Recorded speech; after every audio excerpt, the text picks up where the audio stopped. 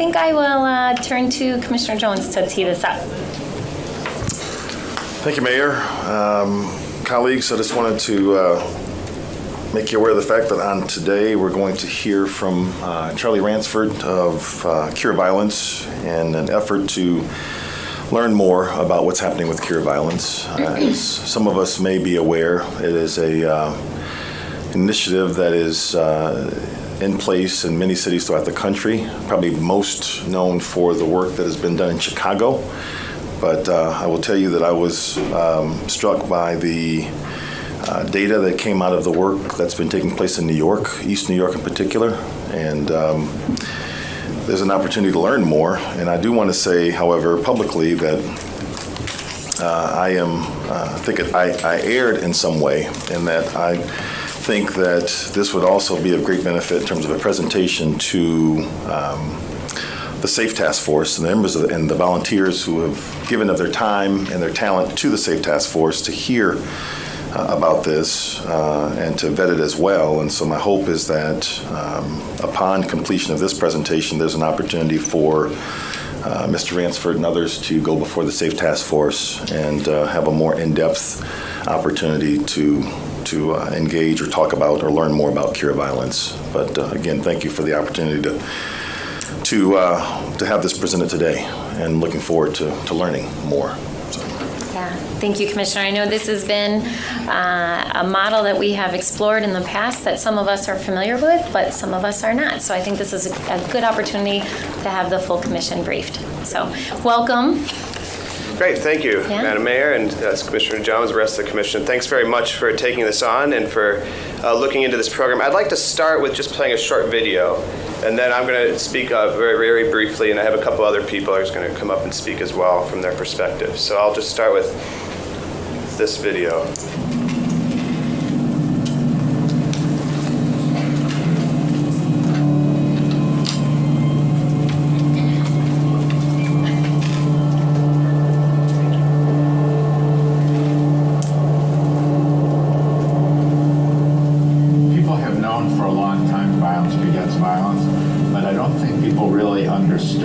That it is actually a contagious problem. We look at violence as an epidemic.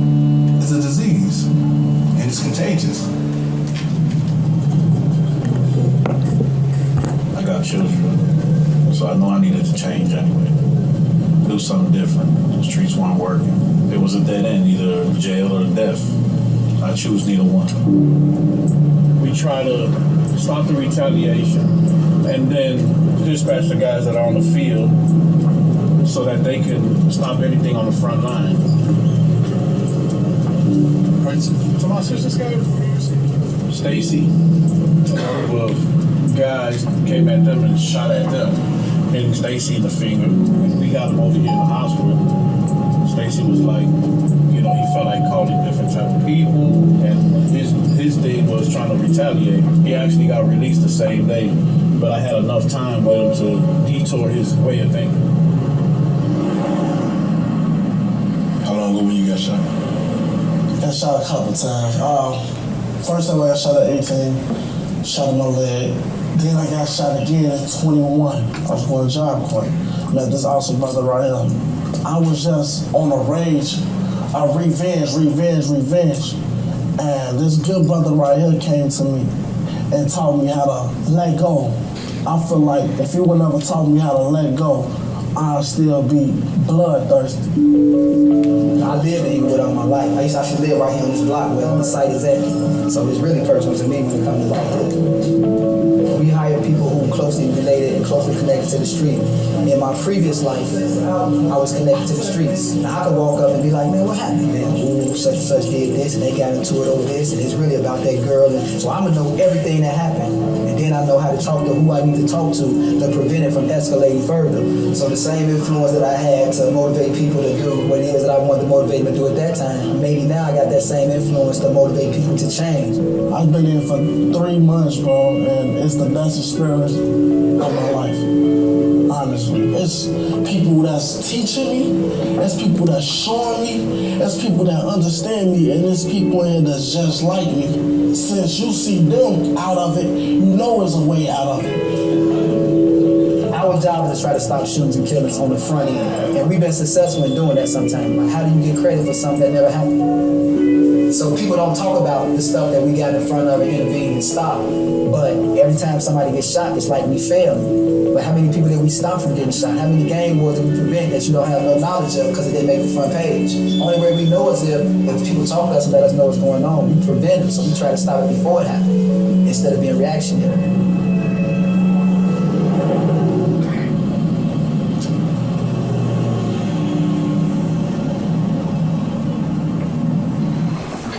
So that gives you a perspective of people that are involved in it right now, and it gives you their firsthand experience with it. And, as we consider this, I think it's important, we're addressing violence here, and it's important to understand that what violence is a behavior. That's all it is, it's a behavior. It's a way that a person acts and behaves. And it's very easy to demonize people and to talk about people that are violent as bad people, or evil, or talk about certain neighborhoods as bad neighborhoods. But, when you look at what is causing people to be violent, it's really that they are in an environment of violence, and they're really just repeating that behavior. Violence is contagious. When you grow up in a family that's violent, you adopt those same behaviors. And furthermore, when you're exposed to violence in the community, this individual here is talking about being bloodthirsty. Well, keep in mind, he was just shot. He's probably had friends that have been killed. It's actually a very natural human reaction to want to get revenge, to want to get back at people. What is needed in these situations are people in the community who can cool things off, who can talk people out of it, who can have a place of influence and respect and really come at people in a way that can reduce violence. And so when we're looking at violence, a lot of times I think in a community we think of violence as senseless, we see it as coming out of nowhere, but in the community, people know about violence that's about to happen. They know that somebody got robbed last night and they're looking to get back. They know a couple weeks ago that shooting that happened, there's a retaliation that might happen as a result. People know that there's certain people in the community that are just hot, that they're violent, that they're acting out, and they see it. We can ask police officers. They could probably name a couple dozen people that they expect to see in the next year or two. We could probably ask school teachers and principals, and they probably have a list of people. The question is, what do we do with the people that we know are acting out, that we know are being violent? What do we do with them?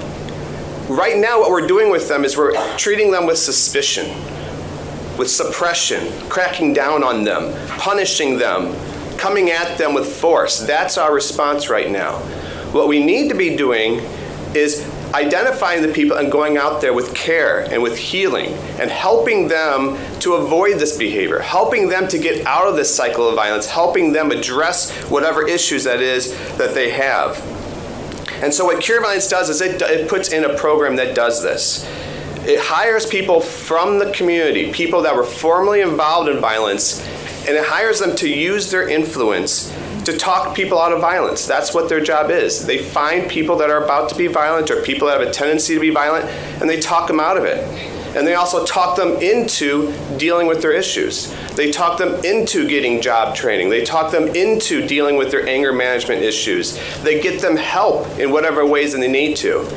Now, a lot of conversations that go on about violence talks about jobs programs or mental health services. These are all needed, but these are not the solution to violence. No job program has ever had a reduction in violence in the community. No job program has ever had that. So if you're trying to address violence by having a jobs program, you're not going to be successful. And the reason why is because those programs, they help a lot of people that need help. They do a lot of great services for the community, but they're not reaching the people who are actually involved in the violence usually. And what Cure Violence does is it goes and proactively finds the people that are involved in violence, and it connects them with these job programs. It connects them with the mental health services or whatever else that they need. And this is the kind of linkage that we absolutely need in our community. And the evidence of the effectiveness of the Cure Violence program is well established. There's been about a dozen studies of the program across many cities. Here you can see some of the results. Reductions of 50, 60% in shootings. You might look at some of these cities and think Grand Rapids is different. We actually work in a lot of cities like Grand Rapids. We work in a lot of smaller cities as well. And in fact, just a couple weeks ago, Durham, North Carolina, a city of 250,000 people, a city that also has a strong university presence, a city that's a lot like Grand Rapids. They just finished their first year of Cure Violence and saw a 60% reduction in shootings in that first year. And those reductions happened almost immediately. So this is really a program that can get results, that can do it, and it does it by empowering the community, by hiring people from the community, by solving the problem from the inside. Now there's a couple other issues I want to talk about that I know is very important to Grand Rapids and to all of you. I want to talk about police-community relations, and I want to talk about equity. So police-community relations. Cure Violence is one of the few programs, and really the only program I'm aware of, that has gotten results in improving police-community relations. So I know you've set aside money to deal with police-community relations. If you really want to have an impact, you should invest in what the evidence says works. No other programs that you're considering have this type of evidence showing an improvement in police-community relations. Now, why does this happen? Why does Cure Violence improve these relations? Well, it's because Cure Violence workers are dealing with a lot of the really tough stuff on the front end so that the police don't have to. When police are called into community to deal with dangerous situations, there's the potential for things to happen. There's potential for police officers to get hurt. There's a potential for innocent people to get hurt. There's a potential for innocent people to get arrested or to be hassled. And dealing with police is always going to be a stressful encounter for an individual because that's just the nature of what is at stake for people. Especially when guns are drawn, especially when you've seen videos of people being shot and killed on TV. And so it's always a stressful encounter. Now, if we can stop things on the front end, if we can send outreach workers ahead of time to deal with people that we know are causing trouble, then we could diffuse these situations and the police don't have to intervene in these types of difficult situations. And the evidence shows you that we are improving police relations. People are more likely to believe that they can count on police. They're more likely to call the police when Cure Violence is there, and that's because we're dealing with the really tough stuff on the front end. Now on equity, I know that you are all taking on equity, and I really applaud you for that. I think that's a great thing to take on, and it's also just a very difficult, great challenge, and so I really applaud you for taking on something so difficult. But if you're taking on equity, I think you need to realize that violence is the greatest inequity in our country and in our city. Now, African Americans are 4 times more likely to be killed by violence than their white counterparts. 4 times. That's a 400% greater victimization than their white counterparts.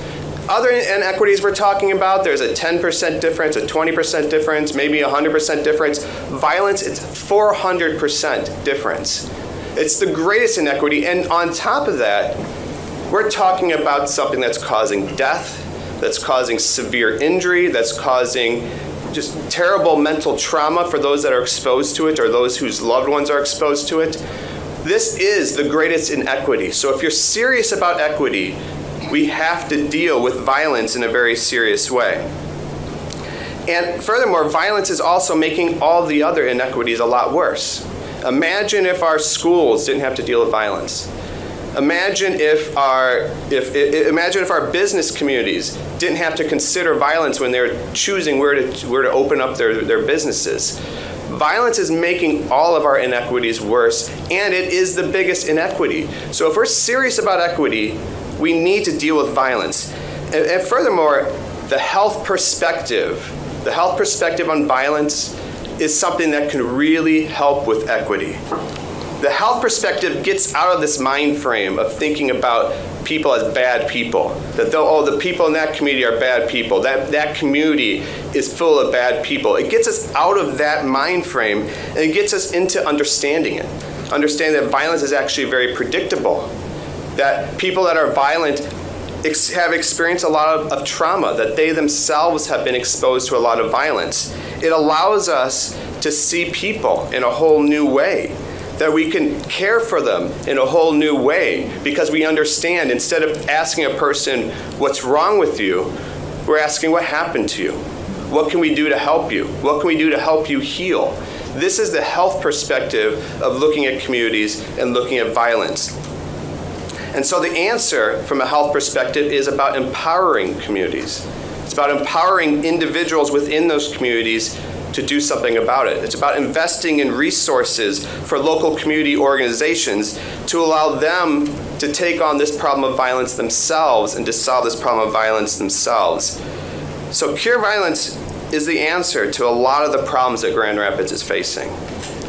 It is going to address violence. It will reduce violence by a large amount, and it will help with police-community relations, and it will really help us deal with a lot of the issues of equity that you guys are taking on.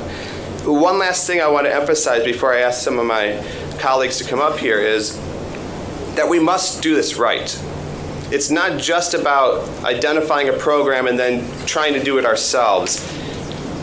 I've been around Cure Violence for 15 years. I work as the Director of Science and Policy as well as I'm Director of Communications for Cure Violence. And I've seen communities do this wrong. Kansas City is a great example. When they first implemented the program, they hired the wrong workers, they didn't do sufficient training, violence was not affected.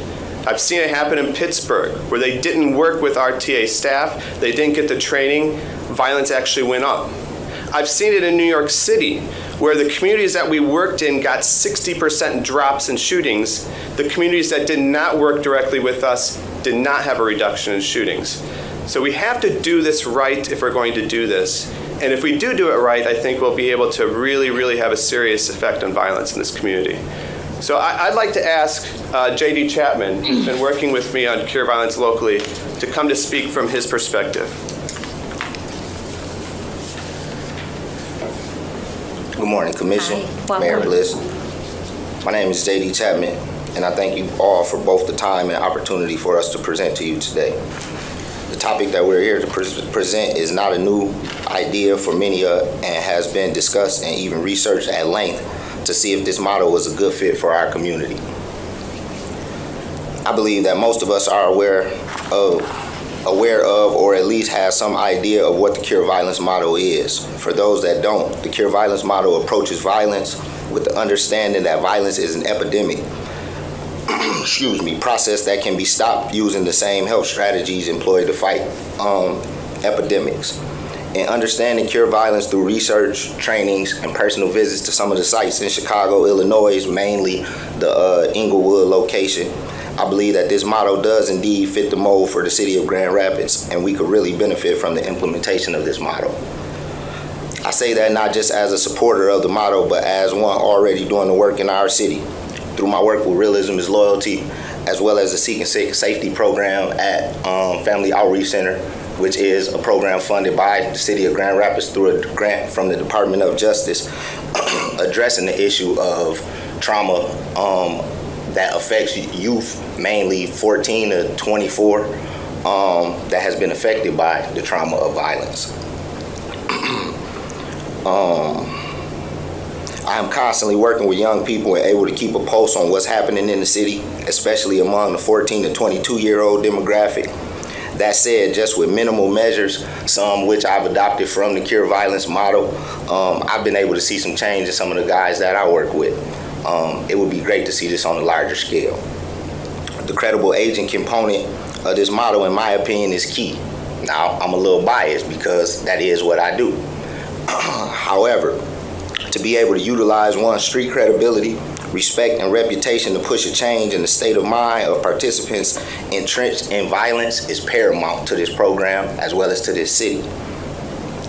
This is done through relationship building and networking within the community, to have an individual with lived experience and truly hood certifiable to the targeted demographic, and working with within the their native community is an asset that a lot of programs don't have.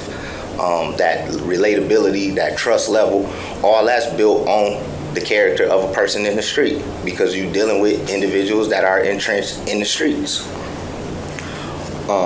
One could argue that there are already programs in place in the city where this component of Cure Violence is being implemented and the work is already being done. And I would say to that, I agree to a certain degree.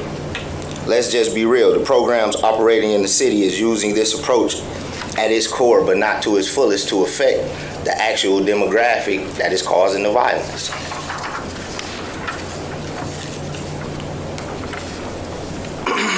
For that matter, many groups, organizations, and agencies don't even have the capacity to approach this issue in this fashion. As Charlie referred to, if this program is not implemented in the right fashion with the right employees, it will never work. I just say if we continue to do what we've always done, we're going to continue to get what we've always got. Thank you. Thank you. One other person I want to bring up is Renard Ross. Renard was really the person who spearheaded this whole effort in Grand Rapids. I work for Cure Violence, and I do live in Grand Rapids, but I work for the national team. Renard is the person who took it upon himself to bring this to Grand Rapids, and so I want to bring him up here to give his perspective. Thank you, Charlie. Good morning, good people. Good Mayor morning, Bliss, welcome. Commission, honored to be here. As Charlie referenced, about 5 years ago, I think early 2013, just in my personal interest of trying to be involved in violence reduction strategies, I reached out to quite a few organizations, and several organizations were on board. The Kent County Health Department, the Circuit Court, even the City of Grand Rapids, under Chief Belk. He sent a few folks to be part of this team, which we took a trip to Chicago and toured the headquarters of Cure Violence, did some site visits, got some deeper understanding about the model. And I guess to be honest, what made it an interest for me is, by education, I'm a sociologist. By profession, I'm sort of a social worker and educator, a former police officer, and frankly have been a perpetrator and former victim of retaliatory violence growing up in the 80s in the city of Detroit. And at the end of the day, as I learn more about Cure Violence and recognize some of the things that JD just mentioned, the relationship components behind Cure Violence, I can really attest to in my personal life that having individuals that could relate to your plight, but are also on the side of good, really was a refreshing, life-changing component in my own nurturing. So as I learned more about Cure Violence and realized that was sort of the core, I think Brother Chapman just mentioned as being hood certified, but when you're hood certified, but you also have your head on straight and you're trying to really do good in that hood, you really can be a beacon of hope for dozens, if not hundreds and thousands of people. And for me, that was the core that really said to me, in a city like Grand Rapids, Cure Violence is something that can help turn the tide. We all know Grand Rapids has a somewhat limited degrees of separation for the most part. If we begin to compare cell phone contacts, we're all going to have folks that know one another.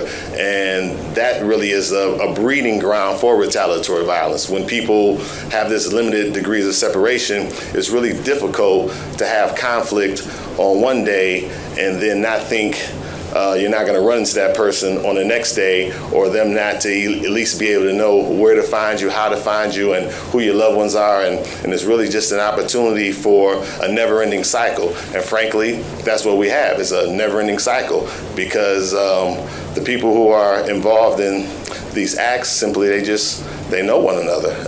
If they don't know one another directly, they definitely have a mutual contact where it's not too hard to find or get to someone. And as much as I love and respect the great work that GRPD does, we know, frankly, that relationship element is limited when we talk about really trying to get insight into preventive measures. Unfortunately, our great police officers can't even get insight to investigate something after the fact, let alone get insight to intervene before the fact. So we definitely need something that enables our community to have an outlet of individuals with whom they trust.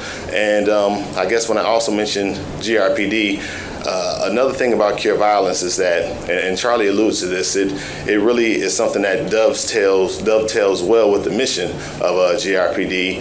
And frankly, it's a sort of model that it's not something that's going to operate alone. It really is a collaborative model that can help leverage the other resources that we have in our community. Grand Rapids is a philanthropic rich community. We have a lot of resources, and the interrupters and folks who work with Cure Violence, I think those are just additional tools in their tool bag, which really may make our results much better than those that Charlie may have shared with other municipalities across the country. But in short, I just believe in the relationship component of Cure Violence. I believe in the scientific component of it. And frankly, I just know that, again, as JD mentioned, we need to do something different if we expect to have something different. So that's it. Thank you for your time. Thank you. So with any remaining time, I'd be happy to address any questions. I brought some handouts for all of you as well. Great. All right, I'll turn to my colleagues for questions. Commissioner? First of all, I want to thank you for coming. I had the opportunity to go to Chicago, as you know, with some of you a few years ago and see this firsthand and meet interrupters. So I think that your point, a couple points I want to make. This is an evidence-based behavioral science program. And having read about even the school shootings, there was a really good article a couple of years ago in the New Yorker about how it does spread, the copycatting that goes on in those school shootings, and then these get on the news, and then others watch it, and they have the same symbols that they use and the same language. That I think that we are very fortunate now to have tools that we didn't have 30 years ago. Understanding how people's behavior is very much, like you have said before, Charlie, spreading like a disease. So it was real eye-opening to me. The other piece that I think is so critical is that you're reaching out to and employing the people who are actually close to those in the community that they can communicate with. And, none of us can do that necessarily, certainly not on the commission and not necessarily in the police department. So I do think it's a great companion. And I very much appreciate Commissioner Jones looking into this, into the New York model, and to sending it to SAFE, because I think that, it was one of those many recommendations that we were going to look at, and not necessarily the Chicago model. But over time, I think we've learned more, too, and we'd certainly want to look into this. So I do have one question, and that is, can you talk a little bit more about how do we make sure that we do it right? So we have a team of technical assistance people, and they've been doing this for 15 years. We started, our first replications were in Chicago. We've replicated it many times in Chicago, as well as in Baltimore. And this team, we have the same team that's been with us for those first replications. I'm pretty confident that the person who would come here to work with Grand Rapids would probably be Kobe Williams. For anybody that's seen the movie The Interrupters, he's featured prominently in that movie, so you know who you'd be getting. And Kobe just knows how to do this work. I think the key aspect to doing it right is hiring the right people. That's where a lot of people mess up, is they hire people that don't really have the connections and the credibility with the most high risk. Kobe's really good at making sure you get the right people. And he's making sure that you not only get people that have the connections, but people that are on the right side of the law now that have made the right choice. And so it's about our technical assistance team that we'd be able to help you. That's how you do it right. Every city, every community that we've been directly involved with helping to train and to give technical assistance to implement it has had large reductions in violence. So that's how you do it right. Other questions? No, I want to say thanks to JD for sitting down with me and explaining this to me. I just really appreciate this kind of trauma-informed approach. I really think that we need to elevate the discourse about what trauma does to folks in our communities. The thing that I would like to see is, we're not Chicago, we're not New York, we're 200,000 people. So I would really be interested to see some data about Raleigh-Durham and how it's working there, and what does it look like there? How much does it cost? What does the implementation look like moving from Chicago to Raleigh-Durham?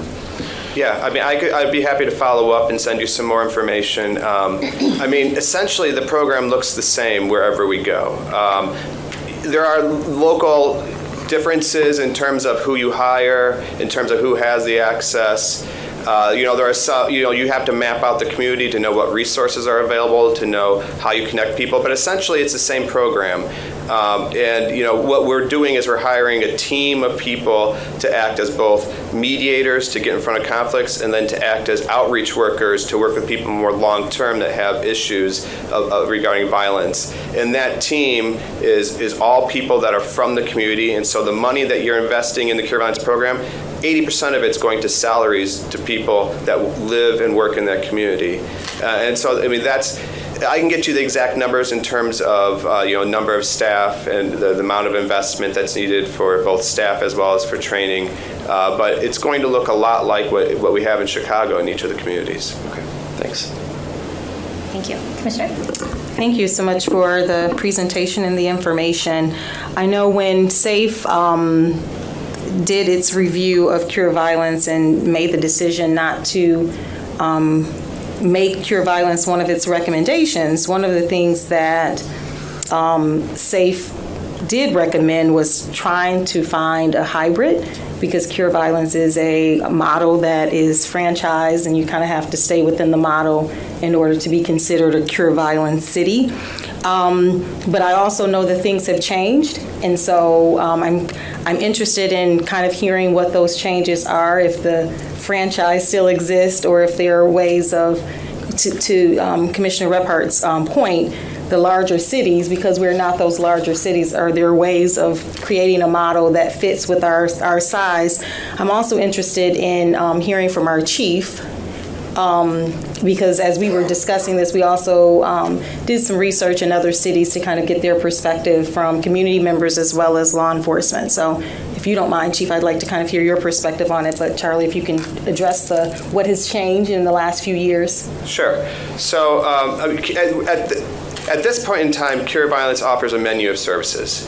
And so there's a lot of different options for a city. It used to be, like you said, that you have to do it this way and this is the only way, otherwise you're not a Cure Violence site. Mm-hmm. And then there were some people that went off and did it on their own, and some were successful. There are some hybrid models that have been successful, but a lot of people have failed as well. An example of a hybrid model that was successful would be Richmond, California. If you want to look into their, I think it's called Advanced Peace, but it's Devone Bogan in Richmond, California. He's had some success with what he's doing, but he's somebody that's closely aligned with us and shares information. We talk to him regularly. But the menu of services, we could do things such as just offering you training. We are starting to be in a position to offer training online, which makes it a lot cheaper to do a lot of the training.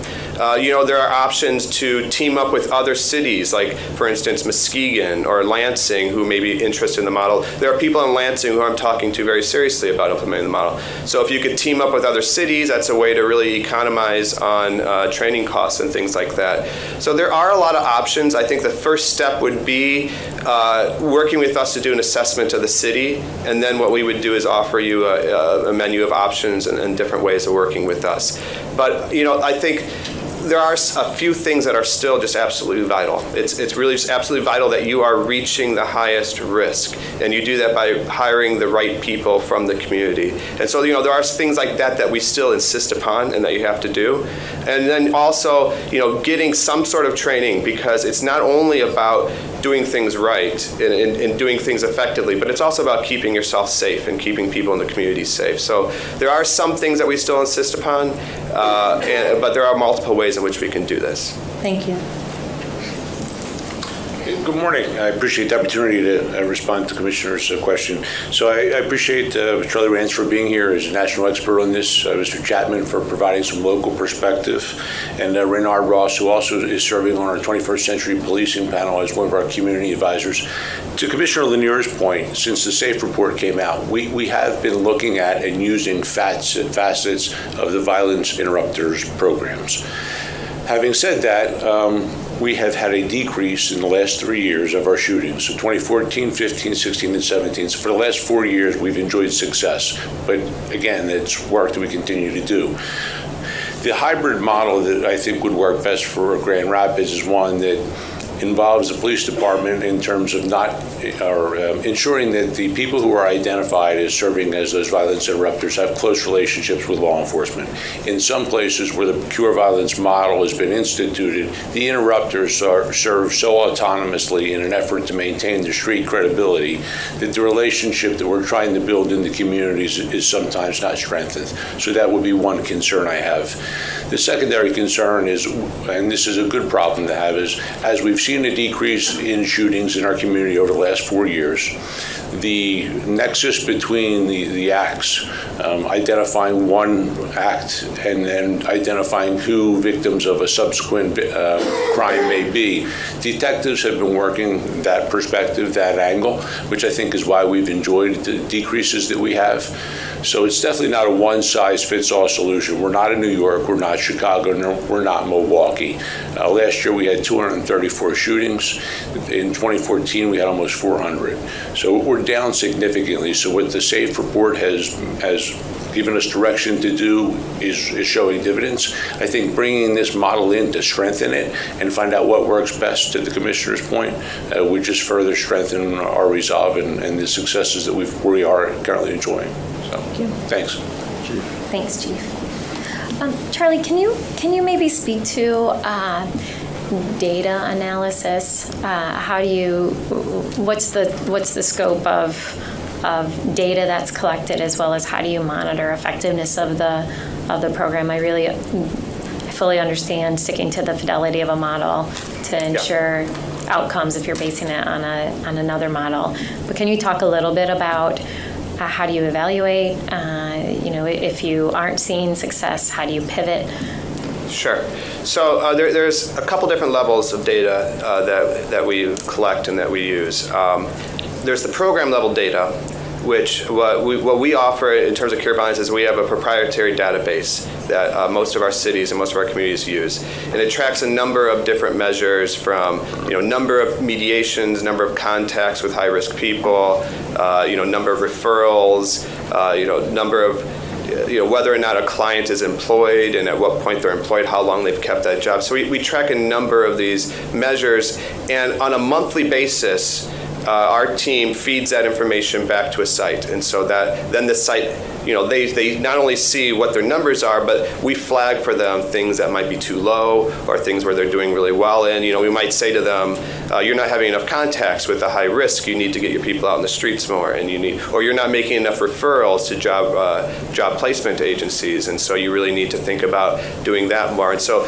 that's the kind of feedback we give, and that's the sort of thing that we gather in order to make those recommendations. And we do a lot of training with the site itself so they know how to gather this information. We'll have Kobe or one of his teammates will come to the site for a number of days to work with you one-on-one to really to make sure that you're reporting things right and you're doing things accurately.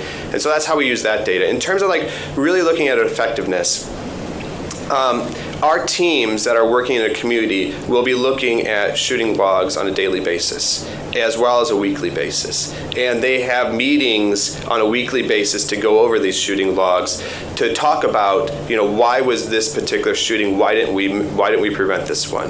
Who knows who was involved in that? Who knows the victim? Why weren't you? How did we not know about it? And that allows us to start to make adjustments. And for instance, if a shooting comes up and people are like, well, we just didn't know about that. We didn't have contact with that individual. Then we'll start trying to map out in the community how we can get contact with that group of people that are involved in that particular incident. So it's really about looking at each week and each day about what was missed or about what's happening, and then also about using that data to make sure that you're preventing the retaliation, making sure you're preventing the next act.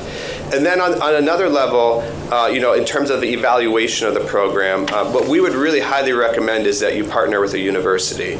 I know when we were looking into this 4 or 5 years ago, we were talking to the Johnson Center at GVSU about potentially having them be an evaluator of the program. And so it's just really important to partner with the university because that's an independent voice, and they're looking at the data independently about whether or not the program is effective. And most of the sites that we work with do have that sort of independent analysis. If I could just respond real quick to a couple of things the Chief said. I agree, I think, in large with what the Chief is saying.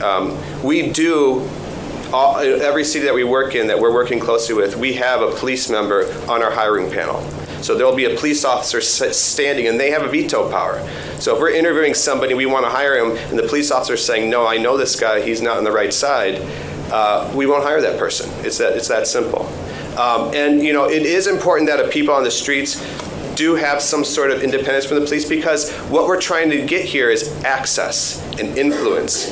And if people in the community see a violence interrupter and a police officer teaming up in the community publicly, they're not going to have that access. They're no longer going to have that influence. And so that's what happens publicly facing. Behind the scenes, there's a lot of coordination. In a lot of cities we work in, we'll have police officers calling one of our supervisors saying, hey, there's a situation on this corner, can you come help cool it down? And our outreach workers, interrupters will go there and help cool it down. When this is working correctly, outreach workers are just another tool in the tool bag for police officers. Because now instead of going in and cracking down on a particular situation or a particular person, they can call in an outreach worker and they can deal with it that way. So really, for a city, for a community, this is really a system that works and makes the police's job a lot easier and also gives them more resources to really make a bigger impact with what they're doing. I mean, I really respect the job that police have to do, the danger of it and the tremendous importance of it, and I think they're doing a great job of it. I think the statistics really bear that out. But there's more that we could be doing beyond just policing. If we're addressing violence and our only view is policing, then we're not doing a very good job. We have to look beyond that because there's a lot more that we could do. Thank you. All right, any final questions, Commissioner? Not a question, a comment. I would encourage, and I'll leave this up to my colleague, Commissioner Lanier, I would encourage the SAFE Committee to maybe review this and see if there's a proposal that could come from your committee that we could look at in light of the hybrid model, or what can we do to do it better. We do have money set aside for police community relations. This clearly is one evidence-based way to help. So I would encourage that committee to come to us with something. The other thing that I'd say is that I think that this is just my opinion. I could be wrong, but one of the reasons why I think now we need more workers in the field doing this that have, like you said, that have hood credibility. We see massive movements of population right now. People are being displaced. We have people moving from neighborhood to neighborhood that never would have happened before. So you've got to have people that know people and know the families, because it's not the typical neighborhood where it always was. So, but folks in the street, folks in the neighborhood, they know that. They know that, this family had to move from Bates up to 4th Street, and so they can follow that and stick with that. And so we need we need to deploy more people like that because of the social dynamics that we're experiencing here in Grand Rapids. Yeah, I thank you for that comment, Commissioner. I totally agree. I mean, my view of this program is it's about empowering communities. It's about giving them resources and support so that people from within the community can really get a handle on these problems themselves. Yeah, thank you. We'll close now. We're a little bit over on time, but this is a really important topic. And I agree with Commissioner Allen and others that this should go before the SAFE Task Force. We have been talking about this for a long time. In fact, a couple of years ago, we put money in the budget to do a violence prevention program, and I think now it's more urgent than ever. So thank you. Thank you very much for your time. All right, so with that, we'll now transition to bus stops. I know, how exciting. Thank you. We're going to get on the main line here. So, while Kristen's bringing up the presentation, I'll just give a quick overview. Yeah, you have to use the trackpad. So this is actually sort of the culmination of, I'd say, Eric, about a year's worth of work that we're finally excited to bring forward to talk about. About a year. So we're really excited. We've been partnering with the Rapid over the last year to just have a better understanding and develop some common goals to really talk about just transportation in the community. And sort of one of the low-hanging fruits is just where people are waiting for transit. I ride the bus. A lot of people in the community ride the bus. And when you're doing that, just to have something where you can wait, be out of the rain. And so really just talking about how we can improve the transit waiting environment for current riders, how do we bring more new riders, and how do we really focus on quality, comfort, safety, accessibility, and viewing these as really important public improvements. So Kristen's going to go through a whole detailed presentation because we learned a lot. We actually inventoried all 1,004 bus stops that are in the city of Grand Rapids for the Rapid to really look for different ways.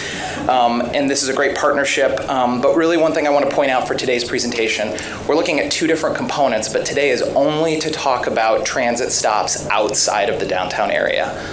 We're not talking at all about downtown and the DDA boundary. It's only talking about the residential areas that historically maybe we've not spent a lot of time talking about. But there is a component that we're going to be bringing forward, a secondary piece, which is to talk about with the Dash rebrand, how we can consolidate and make some improvements to some of those downtown stops. But the other important piece is all amenities are the same, whether we're talking about downtown and outside of downtown. So I just wanted to frame that before we talk about that in the discussion. So there's going to be a lot of information that's kind of thrown at you and that was in your memo. But just to set the stage, we're focusing the improvements and where the city is investing resources and partnering with the Rapid all on stuff outside of downtown. Downtown is covered by the DGRI and the DDA. Josh, and thank you for highlighting that. Yeah, can I ask one clarifying question? Because I know we had allocated, I think, $250,000, and the Rapid had done the same. Yeah. Were And all of Conrad's those dollars allocated to outside of downtown? Okay, so just wanted to get a budget in mind. Actually, it's $250,000 a year for 2 years. Yes. Mhm. Okay. Being matched by the Rapid. Yeah, and I should recognize that Conrad's here from the Rapid. Oh, he's still here. Okay, he said he might have to leave in a little bit, but yes. Okay, great. So Thank you for that's that. the frame, and then Kristen's going to dive into the details, and we'll try to go as fast as we can. Thanks. I won't do another 9-page memo. I'll be quick with my presentation. So, and I wanted to call Conrad has been it's kind of like my new work brother on this project, along with a number of their operations staff and one of the other planning staff there. So, and one of the things that some time has taken to really get to know how each of us do our business, because each of us bring different strengths and have different priorities when it comes to providing a better transit waiting environment. But I think we've learned a lot, and we've got a good partnership and a much stronger working relationship, staff level working relationship moving forward, not just on this, but on other things that we have in common. So one of the things that Josh brought up was that we did a stop inventory. At the time, there really wasn't a detailed inventory of what was out in the field at this point in time. So we worked with the Rapid to kind of set that structure up, and one of our GIS staff, Immobile GR department, went out and inventoried every stop in the city, down to, has a concrete pad? Is there a street light adjacent to it? Is there another amenity that maybe a bench or something else is provided some other way that's adjacent? We looked at other things such as boarding and lighting data, a lot of socioeconomic data, because obviously we have that through the Vital Streets process. And then we also looked at, when we were looking at stops, to identify, we could make improvements at lots of stops, but how do we whittle that down? Looking at a lot of land use and adjacent uses. So things that are, whether we're accommodating things like senior housing, medical services, grocery stores, places that people are coming and going often, maybe they're toting children or carrying back packages, things where maybe a better transit waiting environment would happen. And also higher density housing is another land use we looked at. One of the other things we did was we went out and actually talked to the public about what it is that they're interested in. We just wanted to assume that we knew what they were interested in. I happen to use the bus as part of my menu of getting around, but what do people who use the bus routinely, and what do people who maybe don't use it as much or don't use it at all would want to see out there. So we actually created a very visual survey, which was online, and we also took it out to postering, tabling at events. We felt the images would help people understand what they were looking at and also be a little bit more language friendly, so that, looking at pictures is sometimes easier. And we did use this and received hundreds of responses. And then with the Aligned Transit Improvement Study that's also sort of been concurrently going, they took a version of this as well and did it at several of their big events that they did out at the transit, like the Transit Central Station, as well as sort of some online, some of the same questions. So we could be asking the same questions for those two processes. So obviously we asked a lot about things from very basic things like just having a place to stand on a concrete pad, seats, trash, shade trees. Would you like to have art at your stop? Recycling, heat. So looked at the kind of gamut of things that are available. The public input on amenities and priorities between sort of the two big efforts, they have some intersecting interests. So people like shelters, people like seating, and people were interested in the idea of having real-time information, which is what you find at the Silver Line stops. There was a lot of interest, obviously, just people liked having that static schedule, even at the bus stop, which basically is almost all the stops now. And then we had a little difference. We have a lot of students that pulse through Rapid Central Station, so I think that's why the USB port, charging port, got a little more voting on the efforts that the Align study did.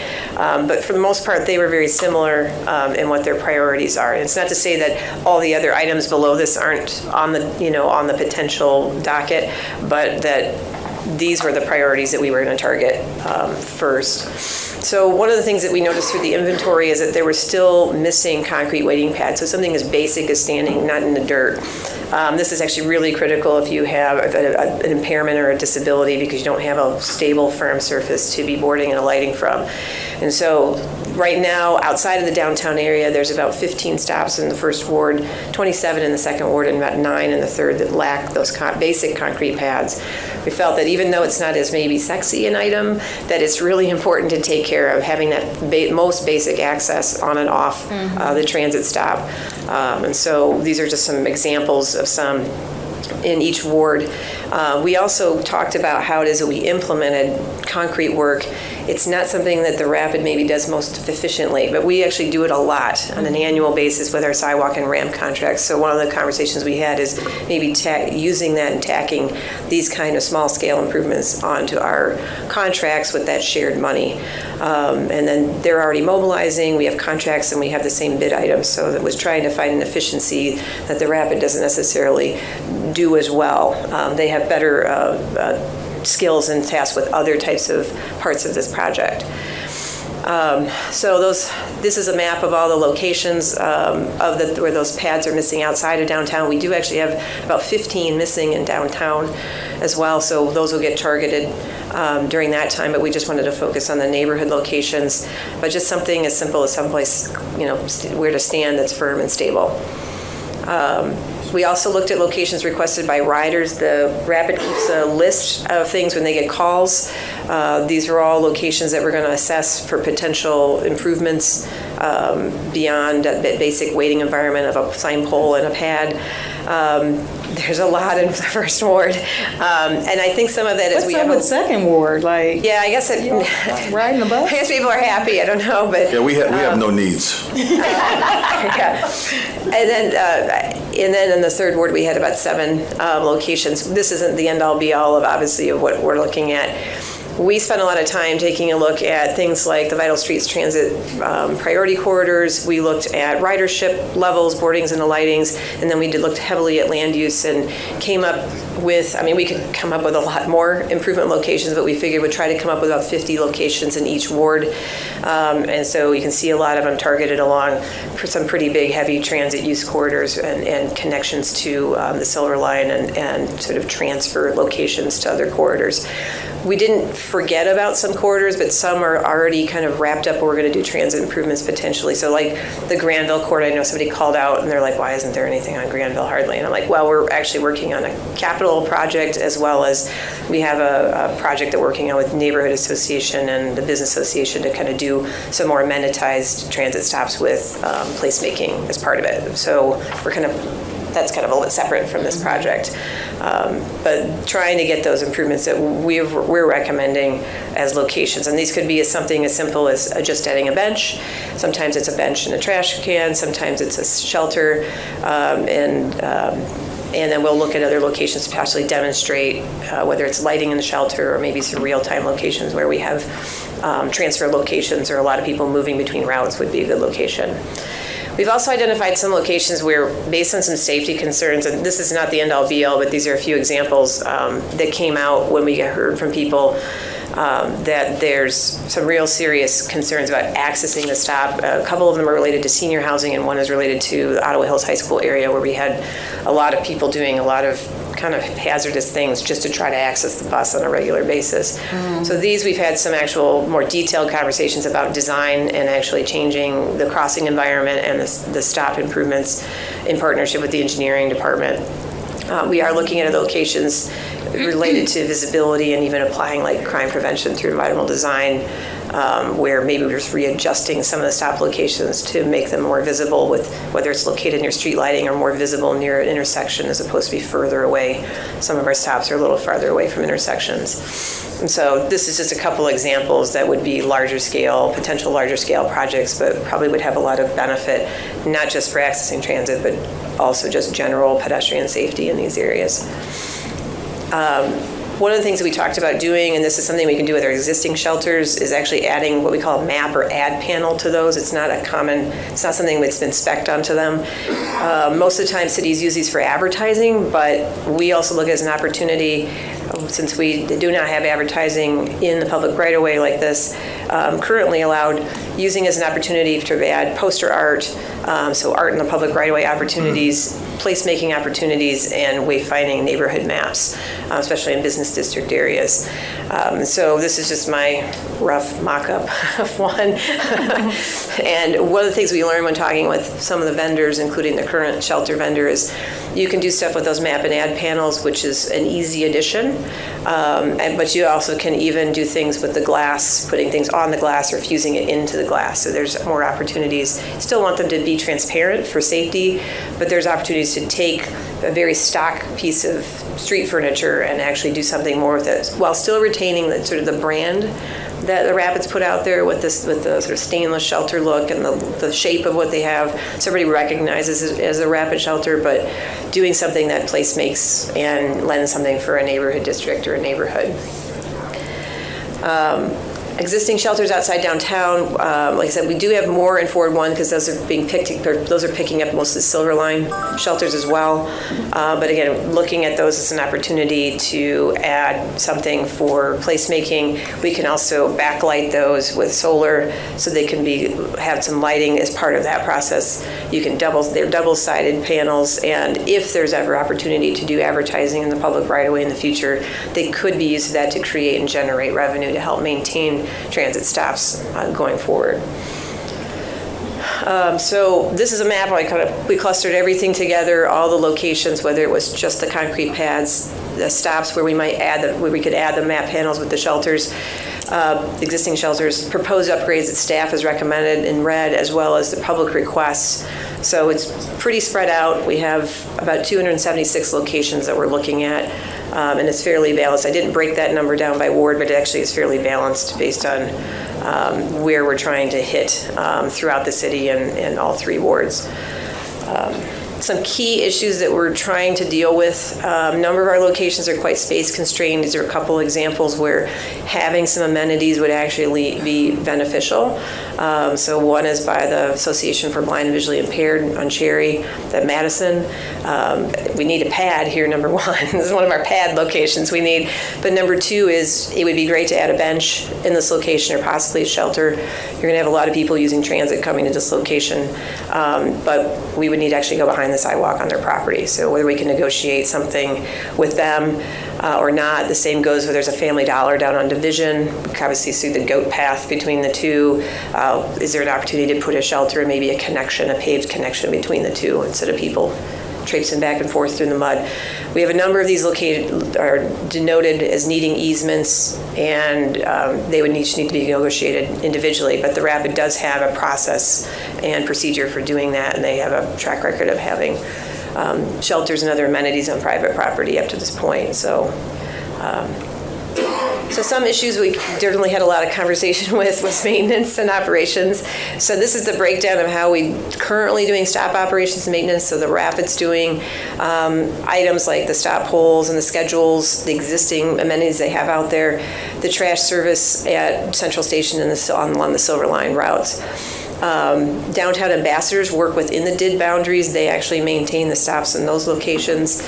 And then individual business, there's some going on in businesses and bids and SIDS with some trash can servicing. A lot of this very informal, and then some stop snow and ice removal occurring with bids and SIDS. Adjacent properties are actually required by city code to clear stops, which I don't think is well known, given the condition of a lot of the stops during the winter. And then the city, we maintain all the dash stops, mobile GR department does, and then one of the backstops is that we respond to reported snow removal complaints through code enforcement as well as trash cans if they're not being maintained through those informal agreements. So some of the challenges, this, like I said, was a significant point of discussion. There's limited operations and maintenance funding that the Rapid gets. There's sort of that haphazard snow removal thing that's happening. So from a safety and an Americans with Disabilities Act access issue, needing to maintain access year-round. And then right now, the partnerships for trash can servicing is largely informal.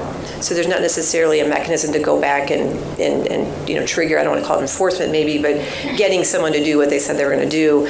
So some of the strategies that we discussed and we've talked with other transit agencies around the country is trying to formalize those trash can servicing agreements, consolidating some dash and rapid stops. We'll do more of that in that second phase of this project. Considering doing like a stop sponsorship program. That's not uncommon. That's very common in the bike share world, so translating that over to stops, and whether it's businesses or adjacent property owners or bids and SIDs. Revisiting that shelter right-of-way advertising discussion at some point in time. Developing some kind of larger scale maintenance contracts so there's efficiencies of service. Maybe it's the 61st District Court and we tack on, they're already there doing sidewalks in a lot of our areas. Can they just do those pads and those same routes? And then the idea of possibly expanding the downtown ambassadors work beyond the DID and maybe covering more of the DDA boundary when those improvements. So we're talking about phased work, whether it's phased concrete work, utilizing our contracts and the joint money that we have together. We've already been having conversations with the engineering department about some of those larger capital safety improvements that we talked about in a few of the locations. Those would definitely go through a little bit more of an actual traditional project development process because there would be a more major change. We want to have certainly stakeholder or public engagement in those areas, and then internal design team review and things like that. But there's interest in plugging some of those types of projects into our capital construction. The big one with actually adding benches and shelters and whatnot is that we're going to need to do a lot more field review to finalize those locations. Some of the standard equipment we're using right now will not fit in some of our locations, so we're going to really need to whittle down 1 or 2 additional sizes of shelters. We don't want to have a million different sizes because it's hard to maintain. And then same thing, can we look at maybe 1 or 2 seat bench options, not just the 3 seat, so we have more flexibility. These all need to go out to some type of bid process and we'll have to develop specs for that. We've never had map and ad panels, and all the trash cans that are out there now were donated or found items. So actually bidding out something that's laying around anymore. Yeah. So there's always lead time issues. It depends on the item, and then depending, the Rapid does have some staff that could do installations, but adding all of this would be kind of onerous for their staff. So identifying what would need to go to contractors and what would be done by them. And of course, some type of public communications process. If we're going to be making changes in neighborhoods and business districts, we don't want to just show up with it. We want to be communicating that these are the ideas that we're proposing.